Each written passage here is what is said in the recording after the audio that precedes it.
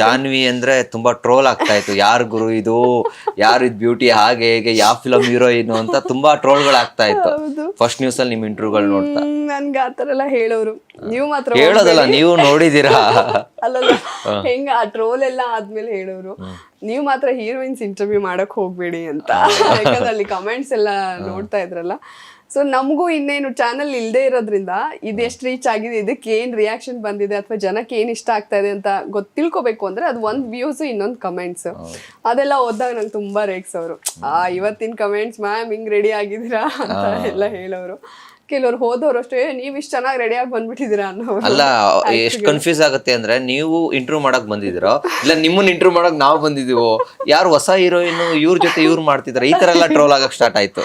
ಹೌದು, ಅದ್ರಲ್ಲೂ ನೀವು ಫಸ್ಟ್ ನ್ಯೂಸ್ ಅಲ್ಲಿ ಇದ್ರ ಜೊತೆ ಸೋಷಿಯಲ್ ಮೀಡಿಯಾದಲ್ಲಿ ಜಾಸ್ತಿ ಆಕ್ಟಿವ್ ಆಗ್ತೀರಾ. ಅದ್ರಲ್ಲೂ ಟಗರು ಸಾಂಗ್ ಬಾರಿ ವೈರಲ್ ಆಗುತ್ತೆ. ಅದೇ ಆಗತ್ತಾರ. ಮತ್ತೆ ಕನ್ನಡದ ಬಗ್ಗೆ ಒಂದು ಡೈಲಾಗ್ ಹೇಳ್ತೀರಾ ಇನ್ಸ್ಟಾಗ್ರಾಮ್ ಅಲ್ಲಿ, ಅದು ಯಾವುದು?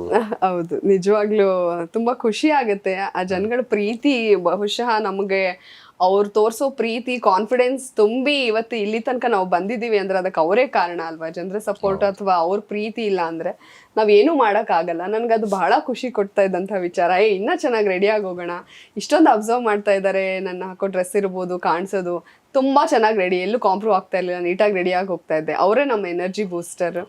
ಅದಾದ್ಮೇಲೆ ರೀಲ್ಸ್, ಅದು ನಮ್ಮ Ibbu Khan, editor and director Ibbu Khan, ಅವರು ನನಗೆ ರೀಲ್ಸಿಗೆ ಹಾಕಿ, ನಂದು ಇನ್ಸ್ಟಾಗ್ರಾಮಲ್ಲಿ ಒಂದು 12,000 11,000 ಇದ್ರಷ್ಟೇ ಅವಾಗ. ರೀಲ್ಸ್ ಹಾಕಿ ಮೇಡಮ್, ಅದು ನಿಮ್ಗೆ ರೀಚ್ ಆಗುತ್ತೆ ಅಂತ. ನನಗೆ ರೀಲ್ಸ್ ಅಂದ್ರೆ ಏನಂತ ಗೊತ್ತಿಲ್ಲ. ನಾನು ಅವಾಗ ಇನ್ನೂ 11 ಗಂಟೆದೋ ಏನೋ ನ್ಯೂಸ್ ಓದ್ತಾ ಇದ್ದೆ, ನ್ಯೂಸ್ ಫಸ್ಟಲ್ಲಿ.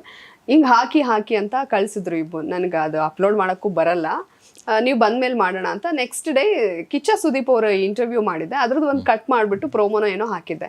ಅದೊಂದು 2.5 ಲಕ್ಷ ಏನೋ ಓಡಿತ್ತು.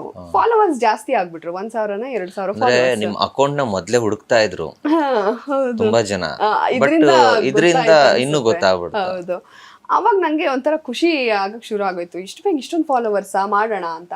ಆಮೇಲೆ ಇಬ್ಬು ನಾವು ಸೇರ್ಕೊಂಡು ಅಲ್ಲಿ ಆಫೀಸ್ ಹತ್ರನೇ ಓನ್ ಡೈಲಾಗ್ಸ್ ಬಿಡಕ್ ಶುರು ಮಾಡಿದ್ವಿ. ಅದೊಂಥರ ಇನ್ಫ್ಲೂಯೆನ್ಸರ್ ಆಗಿ ಅಥವಾ ಕನ್ನಡ ಭಾಷೆನ ಒಂದು ಅದ್ರ ಪರವಾಗಿ ಒಂದು ಹೋರಾಟ ತರನೇ ಆಗೋಯ್ತು ಅದು ಡೈಲಾಗ್. ಇನ್ಸ್ಟಾಗ್ರಾಮ್ ಅಲ್ಲಿ ಫಸ್ಟ್ ಟೈಮ್ ಸಿಕ್ಕಾಪಟ್ಟೆ ವೈರಲ್ ಆಗಿದೆ, ಆ ಡೈಲಾಗ್ ಹೇಳ್ಬೇಕು ನಮಗೋಸ್ಕರ. ಅದು ಬಂದು, ಏನ್ ಮೇಡಮ್ ಒಬ್ರೇ ಕೂತಿದ್ದೀರಾ, ಯಾವ ಊರ್ ನಿಮ್ದು ಅಂತ ಕೇಳ್ತಾರೆ. ಏನ್ ಮೇಡಮ್ ಒಬ್ರೇ ಕೂತಿದ್ದೀರಾ, ಯಾವ ಊರ್ ನಿಮ್ದು? ನಮ್ದಾ ಕರ್ನಾಟಕ. ಕರ್ನಾಟಕ? ಹೌದು, ಹುಟ್ಟಿದ ಹಾಸನ, ಓದಿದ ತುಮಕೂರು, ಇಷ್ಟಪಟ್ಟಿದ್ ಮೈಸೂರು, ಬದುಕ್ತಾ ಇರೋದು ಬೆಂಗಳೂರು. ಟೋಟಲ್ ಕರ್ನಾಟಕ ನನ್ನೂರು. ಸೂಪರ್ ಆಗಿದೆ, ಸಖತ್ ವೈರಲ್ ಆಯ್ತು. ಸಿಕ್ಕಾಪಟ್ಟೆ ವೈರಲ್. ನನಗೆ ರೀಲ್ಸ್ ಅಂದ್ರೇನೆ ಏನಂತ ಗೊತ್ತಿರಲ್ಲ. ಅಂತ ಟೈಮಲ್ಲಿ ಇದು ಏನ್ ಹೋಗ್ತಾ ಇದೆ 1 ಮಿಲಿಯನ್ 2 ಮಿಲಿಯನ್. ಅದು ಯಾವ ಲೆವೆಲ್ಗೆ ಅಂದ್ರೆ, ನಾನು ಲಾಲ್ಬಾಗಿಗೆ ಹಿಂಗೆ ರೀಲ್ಸ್ ಶೂಟ್ ಮಾಡಕ್ಕೆ ಅಂತ ನಾನು ಇಬ್ಬರು ಹೋಗಿದ್ವಿ. ಅದ ನಾನು ಗಾಗಲ್ಸ್ ಹಾಕೊಂಡಿದೀನಿ, ಅಷ್ಟು ಗೊತ್ತಾಗ್ಲಿಲ್ಲ ಅಂದ್ರೂ ಜಾನ್ವಿ ಕಂಡ್ರು ಅದೇ ಕರ್ನಾಟಕ ನನ್ನೂರು ಅಂತ.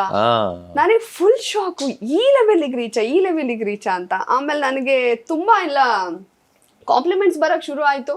ನಾನು ರಿಷಬ್ ಶೆಟ್ಟಿ ಅವ್ರ ಇಂಟರ್ವ್ಯೂಗೆ ಹೋದಾಗ, ಅದು ಹರಿಕತೆ ಎಲ್ಲ ಗಿರಿಕತೆ ಅನ್ಸುತ್ತೆ ಆ ಇಂಟರ್ವ್ಯೂ, ಅದಲ್ಲ, ಆ ಇಂಟರ್ವ್ಯೂಗಲ್ಲ, ರಾಜ್ಬಿ ಶೆಟ್ಟಿ ಅವರು ಎಲ್ಲ ಮಾಡಿದಾರಲ್ಲ, ಗರುಡ ಗಮನ, ಆ ಇಂಟರ್ವ್ಯೂಗೆ ಹೋದಾಗ ಅಲ್ಲಿ ರಿಷಬ್ ಶೆಟ್ಟಿ ಅವರು ರೆಡಿ ಆಗ್ತಾ ಇದ್ರು. ಇನ್ನು ಹೋದಾಗ, ಓ ನೋಡಿ ಶೆಟ್ರೆ, ಈಗ ಬೆಳಗ್ಗೆ ಒಂದು ಮಾಡಿದ್ದಾರೆ, ಈಗೊಂದು ರೀಲ್ಸ್ ಬಿಟ್ಟಿದ್ದಾರೆ ನೋಡಿ ಅಂತ. ನಾನೇನು ಎದ್ದು ಕೂಡಲೇ ನಿಮ್ ರೀಲ್ಸೇ ನೋಡೋದು, ಚೆನ್ನಾಗಿರುತ್ತೆ ಅಂತ ಅಂದ್ರು. ನಾನೇನಪ್ಪ ಇದು, ಈವನ್ ಸೃಜನ್ ಅವರು ಒಂದ್ಸಲ ಕಾಲ್ ಮಾಡಿ, ಏನಮ್ಮ ಮಾಲಾಶ್ರೀನಾ ಫುಲ್ ಡೈಲಾಗ್ ಹೊಡಿತೀಯಾ ಅಂತ. ನಾನೇನಪ್ಪ ಟೈಮ್ ಪಾಸ್ಗೆ ಅಂತ ಮಾಡಿದ್ದು, ಈ ಲೆವೆಲ್ಗೆ ರೀಚ್ ಆಗಕ್ ಶುರು ಆಯ್ತಲ್ಲ ಅಂತ ಫುಲ್ ಖುಷಿ ಆಯ್ತು. ರಿಷಬ್ ಅವ್ರು ಇಂಟರ್ವ್ಯೂನಲ್ಲೇ ಹೇಳಿದ್ರಲ್ಲ, ನಿಮ್ಮನ್ನ ನಾವು ಹರಿಕತೆ ಎಲ್ಲ ಗಿರಿಕತೆಗೆ ನಿಮ್ಮನ್ನೇ ಕರಿಬೇಕು ಅಂತ ಅನ್ಕೊಂಡಿದ್ವಿ. ನಿಮ್ಮ ರೀಲ್ಸ್ ನೋಡಿ ನೀವು ಪರವಾಗಿಲ್ಲ ಆಕ್ಟಿಂಗು ಮಾಡ್ತೀರಾ ಅಂತ ನಮಗೆ ಅನ್ನಿಸ್ತು. ಬಟ್ ನಿಮ್ ನಂಬರ್ ಸಿಗ್ಲಿಲ್ಲ ಅಂತ ಅಂದ್ರು. ನನ್ನ ನಂಬರ್ ಏನು ಅದೇನಲ್ಲ, ಸಿಗ್ತಾ ಇತ್ತೇನೋ, ಬಟ್ ಯಾವ್ದೋ ಕಾರಣಕ್ಕೆ ಆಗಿರಲ್ಲ. ಬಟ್ ಅದನ್ನ ಅವರು ಕ್ಯಾಮ್ರಾದಲ್ಲಿ ಹೇಳ್ತಾರೆ ಅಂತಂದ್ರೆ ಅದು ಅವ್ರ ದೊಡ್ಡ ಗುಣ. ನನಗೆ ಅದು ಇನ್ನಷ್ಟು ಇಷ್ಟು ಜನ ನೋಡ್ತಾರ. ಮತ್ ನನಗೆ ಯಾರ್ಯಾರು ಬೇರೆ ಬೇರೆ ಭಾಷೆ ಬಿಗ್ ಬಾಸ್ ವಿನ್ನರ್ಸ್ ಇರ್ಬೋದು, ಫುಟ್ಬಾಲ್ ಪ್ಲೇಯರ್ಸ್ ಇರ್ಬೋದು, ಹಿಂದಿ ಸೀರಿಯಲ್ ಆಕ್ಟರ್ಸ್, ಅವರು ಇವರು ಮೆಸೇಜ್ ಮಾಡಕ್ ಶುರು ಮಾಡಿ, ನಿಮ್ ರೀಲ್ಸ್ ಚೆನ್ನಾಗಿರುತ್ತೆ, ನಿಮ್ ಕಂಟೆಂಟ್ ಚೆನ್ನಾಗಿರುತ್ತೆ ಅಂತ.